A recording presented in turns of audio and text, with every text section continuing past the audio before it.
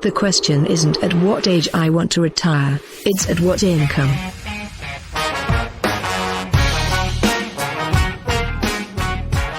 Welcome back. You're listening to the Keeping Your Money Show.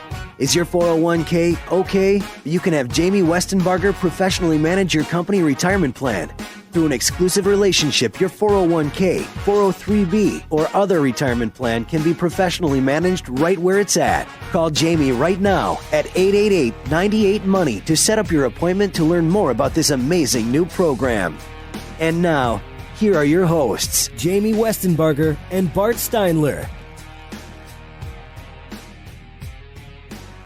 All right, welcome back to the Keeping Your Money Show. I'm Jamie Westenbarger, joined as always by Bart Steinler. If you're just tuning in, we've been talking about procrastination and why procrastination will keep you from being wealthy. We've been getting around to doing that for a while. Yeah.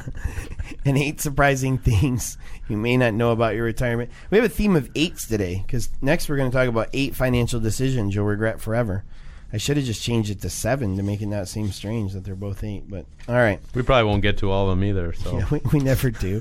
We always get hung up on 1 or 2 of them. I have people email me all the time. You said you were going to say the 7 things that I only counted 4. Yeah, we skip a couple of them. I'm sorry. We have short time frames to work within. If we ever are talking about something and you're like, I'd kind of like to know the other 3, just email me. I'll shoot you the article or where we found it or whatever. Know that we pick out the ones we feel are the most important. How about that? That's right. We're trying to make an impactful hour here of some ideas that you can take away that will really help you towards your retirement. Yep. And some of the items on the list, they don't cut it. Exactly. All right. So let's talk about these decisions. I should say email me. Email me at info@keepingyourmoney.com. info@keepingyourmoney.com. And I do respond to all of those myself. So the first one I can categorically agree with 100%, and that is borrowing from your 401k. I'm going to make this so easy, okay? Unless you have exhausted every single possible option, no matter how painful, no matter how awful, no matter how gut-wrenching or embarrassing, unless you have exhausted every possible option, and I mean like begging friends and family, selling things that you own, like every possible option, and you're facing like being evicted or something of that nature, that is the only instance where I would be behind you borrowing from your 401k. In every other instance, don't do it. Just don't. I think a lot of companies would actually be doing their employees a favor by putting it in the plan that you cannot borrow from your 401k. Yep. It is the hugest mistake. I go back to cases where people have had 401ks, they switch jobs, they've rolled them over into IRAs, and then they start calling and saying, hey, I need $10,000 for this, or I need $10,000 for that. As soon as they do that, I know they're going to drain the whole account within a year. It happens every time. Yep. It's just a terrible, terrible idea. There's so many negatives to it. We could spend an entire hour probably talking about how bad it really sets you back. Just think of it like this. It's like going to work out for like 2 years and losing 30 pounds and then deciding to go on like a 3-month binge and gain it all back. You've sacrificed. You've put this money away. You've done what you're supposed to. And now you're going to take it out. It's like, that's the binge. Don't do it. It's just a horrible, horrible idea. You're building a base, and your retirement is going to build upon that base. Mm-hmm. If you pull the base out, it's all going to fall apart. It's just, It's almost impossible to make your retirement work if you participate in activities like that. Yep.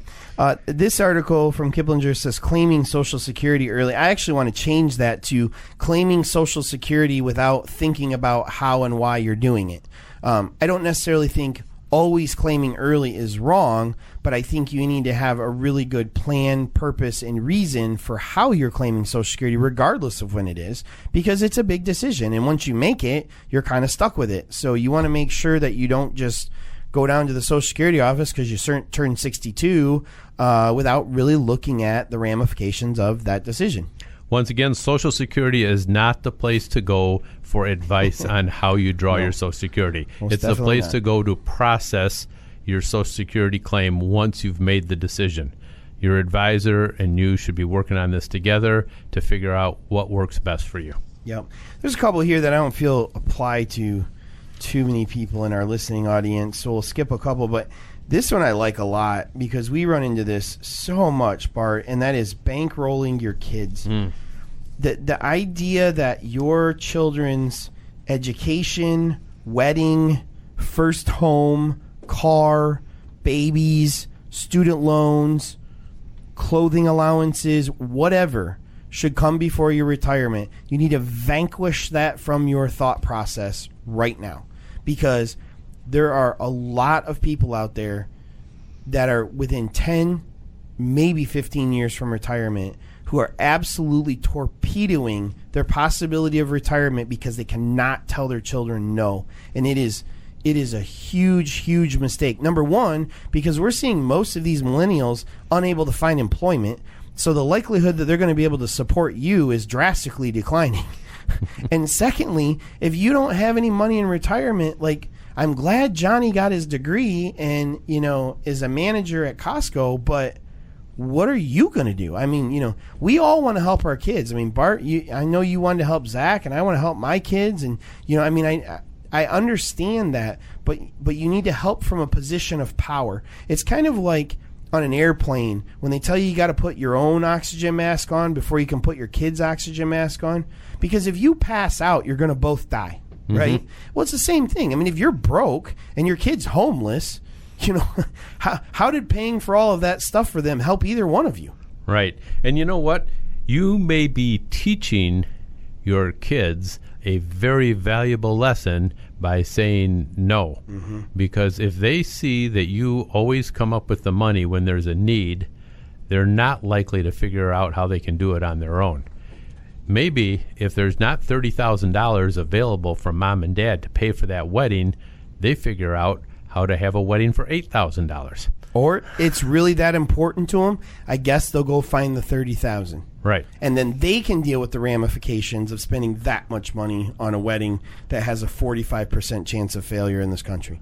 Yeah, I mean, It's ridiculous. What was that report on Yahoo just the other day? If you spend under $10,000, your likelihood of staying married is like 50% higher than if you spend over $10,000. And the thought process is, if you're willing to spend that much more money, you're probably doing it for the wrong reasons, and you're going to have money problems in your marriage. Whereas if you're frugal right from the very beginning, it bodes well for your ability to do intelligent things from a budget standpoint while married.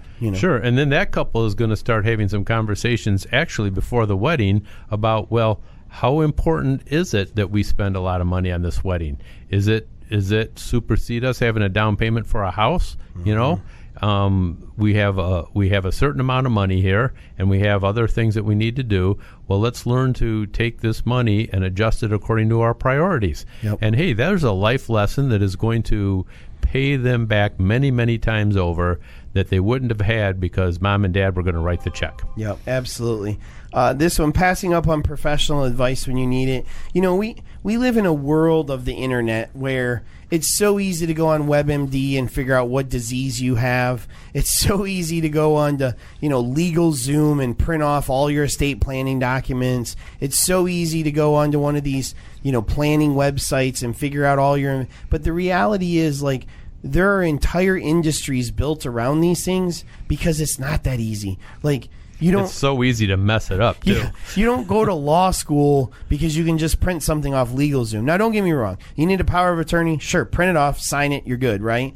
But when you're talking about complex matters, you want individuals and companies who have the experience to help you with that. Retirement planning is not an individual game. It is definitely something you want help on. Estate planning is not something you should do on your own. There are very, very large complexities to that you need to understand to do it properly. So don't pass up on professional advice when you need it. You'd never do surgery on yourself.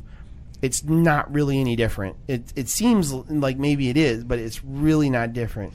Countless times, and my brother came from had a legal career, and he and I have had this discussion countless times. We have seen so many people that have said, oh, you know what, that's too much money to spend to get an estate plan done. And so they don't do it. They get the wrong plan for what their needs are, and it ends up costing a lot more money than what they would have spent in the beginning, because they have this idea that, that the expertise that this person has isn't worth paying for. Well, just think about the article that we talked about last week on the show about the guy who failed to change the beneficiary in his life insurance policy, so his wife received a 6-figure windfall that she was not supposed to get, that his current wife did not get. So his ex-wife got that. Yeah, his ex-wife got the money. Right. So, I mean, I'm sure a professional advisor would not have charged the hundreds of thousands of dollars the ex-wife got in that mistake, Right. So, I mean, just a small example there. They talk about avoiding the stock market. It's so difficult sometimes for people to separate fear from also reality. If you completely avoid the market, you will have to save so much more money because you will not get the type of returns you need to really save the amount that you need to save. And then it talks about quitting school. And I thought this was just an amazing statistic, Bart. A high school graduate working full-time will have a median lifetime earnings of $1.4 million, while a bachelor's degree student will have $2.4 million, and a doctoral degree will have $3.4 million over a lifetime. I mean, that is a significant difference in your overall livelihood. Now, the one thing I'd add to that is make sure whatever you're getting your degree in, you can actually make money in, because just the degree itself doesn't make that money for you. I think we've had shows where we've talked about people that have built up a bunch of college debt and then can't get a job. Exactly. Yeah, don't do it that way. Don't do it that way. All right, coming up next, we're going to compare pension with lump sum retirement right here on the Keeping Your Money Show.